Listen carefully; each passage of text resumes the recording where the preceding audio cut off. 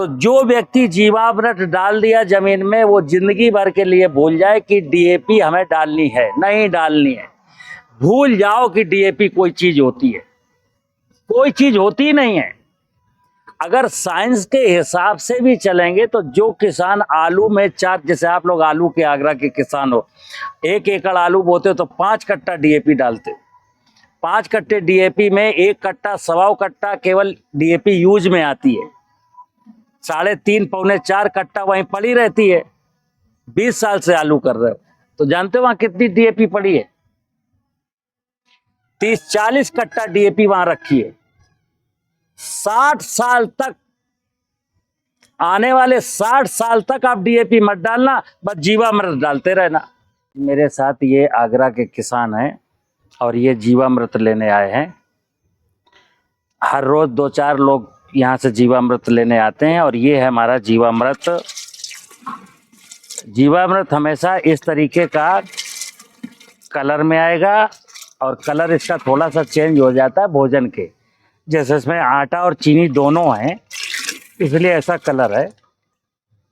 अगर केवल चीनी होती तो इसकी वाइटनेस ना आती, थोड़ा सा डार्क हो जाता। और अगर हम गुड़ डालते, आटा चीनी ना डालते, तो ये कुछ लाल लाल कलर का होता। तो इस पर नहीं जाना कि मेरा कलर कैसा है, भोजन पर डिपेंड करता है। भोजन कैसा है उसी हिसाब से कलर आएगा। इसकी पहचान ये है कि इसमें जब हम हाथ डाल लेंगे, ऐसे हाथ डाल देंगे और सूंघेंगे, जो इसमें गंध आएगी, 3 बार आप साबुन से हाथ धुलिए, 1 बार धुलिए, फिर 2 बार धुलिए, 3 बार। अगर फिर भी 60% 50% गंध बनी रहे तो समझो बन गया। ठीक है ना? तो आप लोग ये 5-5 लीटर जीवामृत जैसे ले जाएंगे। अपना इसी प्रकार का एक ड्रम होगा, उस ड्रम में जीवामृत डालेंगे।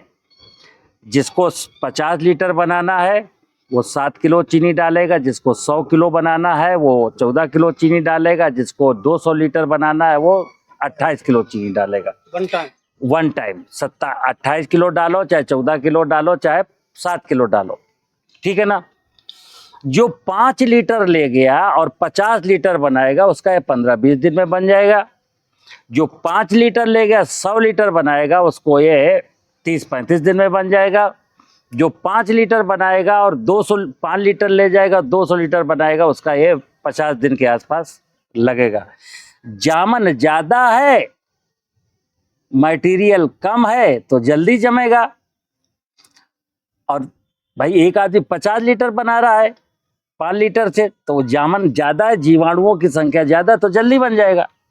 और किसी आदमी ने 200 लीटर बनाया और 5 लीटर है तो उसका समय ज्यादा लगेगा। इसका काम क्या है, मैंने फिर बोला, प्रश्न बाद में पूछना। आपको इस प्रकार का ड्रम लेना है। जिसको 50 लीटर बनाना है वो छोटा ड्रम नहीं लेगा, ध्यान रखना। उसका कारण क्या है कि ये जो बन जाएगा, जैसे ये जीवामृत बन गया, अगर ये 50 ml जीवामृत किसी कुत्ते ने पी लिया, प्यास लगी थी तो मर जाएगा। अगर ये गैया भैंसिया ने मुंह दे दिया और मान लो सुड़क लिया तो मर जाएगी। ये क्या है कि जब ज्यादा माइक्रोब्स कहीं चले जाते हैं, बेसिकली माइक्रोब्स डेड सेल को खाते हैं, कार्बन, ये वाले जीवाणु कार्बन को ही खाते हैं, समझना बात को। लेकिन जब इनके पास कार्बन का विकल्प नहीं है तो आंतें भी खा जाएंगे। इसलिए इसको 200 लीटर के ड्रम में ही बनाना है, टाट पट्टी से ढक के रखना है। दिन में डेली 1 बार इस प्रकार का पंजा होगा, पंजे से ऐसे हिला देना है। हिलाने का मतलब ये है कि इस जीवामृत में जो माइक्रोब्स हैं वो पानी की ऑक्सीजन से जिंदा है। अगर नहीं हिलाएंगे तो नीचे ऑक्सीजन का लेवल कम हो जाएगा, तो इनका ग्रोथ थोड़ी सी कम हो जाएगी। जब ये बन जाए 15 दिन में, 35 दिन में, 55 दिन में, तो इसको 20 लीटर की बाल्टी में लो। अगर खेत में पानी भरा है तो 20 लीटर की बाल्टी में लो और आधा लीटर इतना 40 स्थान पर ये फेंकाओ। 1 एकड़ में 40 प्लेस पर ये फेंक दिया हमने। आधा आधा लीटर, 20 लीटर। अगर खेत सूखा है, ओट पर है, तो आप इस 20 लीटर को 100 किलो सूखी हुई गोबर की खाद में मिलाएंगे और यूरिया की तरफ बिखेराएंगे, पीछे से ट्रैक्टर से जुताई कर देंगे नमी में। मैंने बोला तो यार, ओट पर, खेत में तो ओट होनी चाहिए। सूखे खेत में कभी नहीं डालेंगे कि खेत में 6 इंच तक 1 एकड़ में इसका इनाकुलेशन कर देना माइक्रोब्स का। अब ये काम क्या करेगा? धरती जिंदा है जीवाणुओं की बदौलत, और जब तक धरती जिंदा है तो समझना वहां जो भी कार्बनिक पदार्थ पड़े हैं, ये जीवाणु उस कार्बन को खाएंगे, अपनी संख्या बढ़ाएंगे, फिर पीछे से मरेंगे। इनकी लाइफ कितनी? 8, 10, 12 घंटा एक जीव की। तो ये बढ़ते रहते हैं, मरते रहते हैं, ठीक है ना। तो एक तो एक कार्बन को खा करके जीवांश बनाएंगे। आपने मिट्टी की जांच कराई होगी तो उसमें लिख के आता जीवांश कार्बन 0.3। तो कार्बन भी है, जीवांश भी है। कार्बन बनता है कार्बनिक पदार्थ से और जीवांश बनता है मरे हुए जीवों से। अभी खेत में आपके जीवाणु नहीं है तो जीवांश बन नहीं रहा है। तो एक काम तो ये हुआ कि खेत में पड़े हुए कार्बन को खा करके फसलों के लिए भोजन तैयार करते हैं। इतना सा साइंस है। पौधों को nitrogen, phosphorus, potash, zinc, sulphur की जरूरत नहीं है, जीवांश की जरूरत है। और जब जीवांश कम हो गया तो जीवांश में ये तत्व होते हैं, इसलिए मैं ऊपर से डालता हूं। जमीन के पास नहीं है, फसल बो दी गेहूं की, आलू की, फसल को जमीन से पोषक तत्व मिल नहीं रहे तो मुझे यूरिया, डीएपी, पोटास, सल्फर डालना पड़ता है। लेकिन जब वहां कार्बन भी है, जीवाणु भी है, तो हमको कोई रासायनिक उर्वरक, पहला काम। दूसरा, ये जीवाणु जो जमीन में जो निगेटिव पैथोजन है, जो फसलों में बीमारियां फैलाते हैं, उन पर भी ये नियंत्रण बनाते हैं। जैसे आलू में झुलसा लगेगा, अर्ली झुलसा, तो वो झुलसा फैलाने वाले जो फंगस है ना, उसको ये इसके जीवाणु वहीं खत्म कर देंगे। कब? जब आलू की बुआई के 20 दिन पहले आप डालोगे तो कसम भगवान की आपको वो बीमारी नहीं लगेगी। तो M45 डालने की जरूरत। खेतों में हमारे जानते हो डीएपी कितनी मतलब महंगी है? 4200 की है, आपको 1400 की मिलती है। तो 2800 रुपए, 3000 रुपए का जो है ना सरकार सब्सिडी देती है, तब मिलती है 1400 की। डीएपी की वास्तविक कीमत कितनी है? 4200 रुपए की एक बोरी। इसके बावजूद भी अभी जब खरीफ रबी का सीजन आएगा तो डीएपी की मारामारी होगी, मिलेगी नहीं, ब्लैक में मिलेगी, नकली मिलने के चांस हैं। तो जो व्यक्ति जीवामृत डाल दिया जमीन में, वो जिंदगी भर के लिए भूल जाए कि डीएपी हमें डालनी है, नहीं डालनी है। भूल जाओ कि डीएपी कोई चीज होती है, कोई चीज होती ही नहीं है। अगर साइंस के हिसाब से भी चलेंगे तो जो किसान आलू में 4, जैसे आप लोग आलू के आगरा के किसान हो, 1 एकड़ आलू बोते हो तो 5 कट्टा डीएपी डालते हो। 5 कट्टे डीएपी में 1 कट्टा, 1.25 कट्टा केवल डीएपी यूज में आती है। 3.5 पौने 4 कट्टा वहीं पड़ी रहती है। 20 साल से आलू कर रहे हो तो जानते हो वहां कितनी डीएपी पड़ी है? 30-40 कट्टा डीएपी वहां रखी है। 60 साल तक, आने वाले 60 साल तक आप डीएपी मत डालना, बस जीवामृत डालते रहना। लेकिन एक साथ में और है, जो डीएपी वहां रखी है वो तो घुलनशील बना के फसलों को मिल जाएगी, लेकिन पोटास है, जिंक है, सल्फर है, आयरन है, मैग्नीज है, मैग्नीशियम है, कॉपर है, ये कहां से आएगा?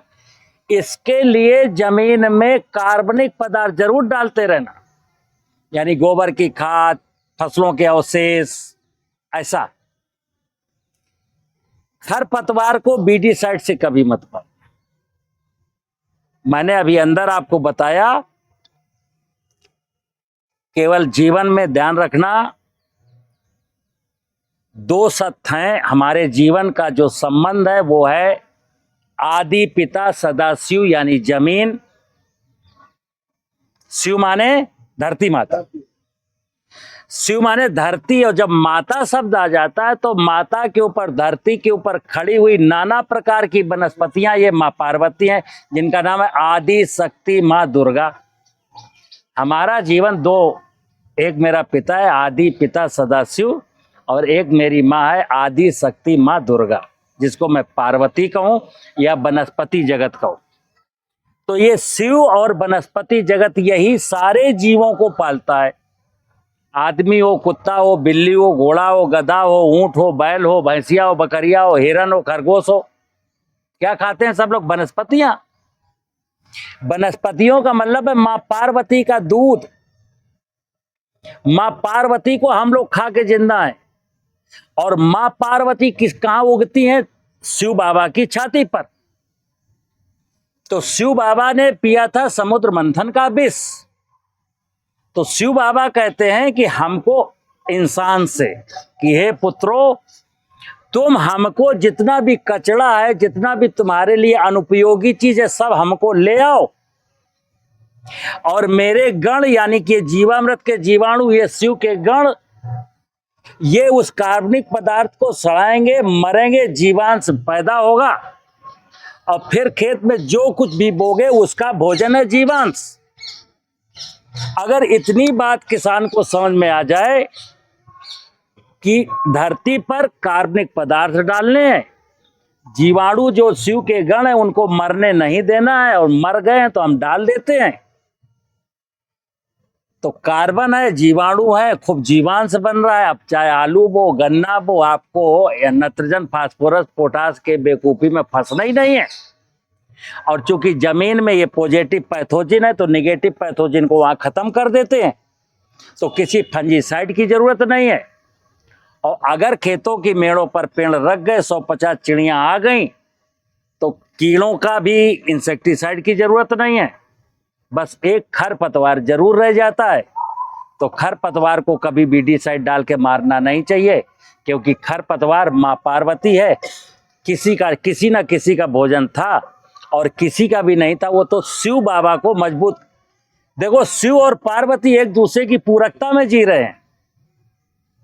शिव पार्वती को सपोर्ट करता है, पार्वती शिव को सपोर्ट करती। जैसे बाग बगीचों की पत्तियां जब पतझड़ होता है तो शिव के ऊपर गिरता है, कार्बन बनता है, फिर वही मां ले लेती है। ठीक है ना? तो जीव जगत का और वनस्पति जगत का एक प्यारा सा रिश्ता है। रिश्ता क्या है कि हमको पेड़ों से ऑक्सीजन मिलती है, यानी माँ पार्वती हमको ऑक्सीजन देती हैं, और माँ पार्वती को चाहिए कार्बन डाइऑक्साइड।